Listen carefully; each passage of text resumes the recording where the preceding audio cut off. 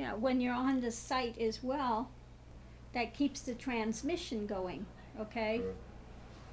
So you want to know about Kundalini speeding up, or because Kundalini is that energy that's and consciousness, okay?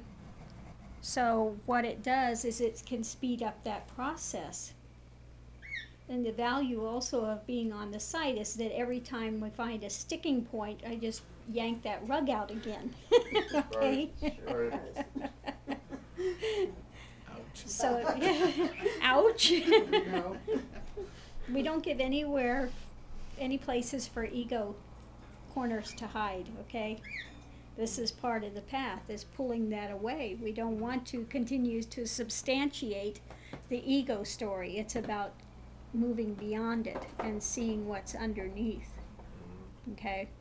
So that's another reason why it's so important to stay on the online ashram and to continue to post what's going on with you with experience. See, all this time you could have been doing it with the earphones like you're supposed to be, and you haven't done it. And because there hasn't been this continued contact like should be in place, it's taken this long for you to find out, oh, right, you need to do with the earphones. And the reason for this is because with the earphones it goes directly into the brain, okay? Okay, it's just much more, it's just a much stronger transmission when it's done that way. And also because other people are not supposed to be hearing this, okay?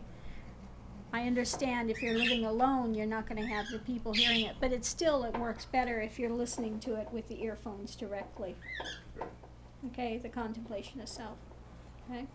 And then if you continue to do like we did today, this meditation, go into the balanced breath first, and then whatever is heard inside your Om that I am, and just let yourself continue to sink into it rather than pushing sounds away. Let it work for you, okay, to pull you in deeper. I got a Tibetan singing bowl recently, and I put that on my stomach, and I get it going and stuff, and it really makes me sink into a trance. I really feel myself just, being hypnotized by it.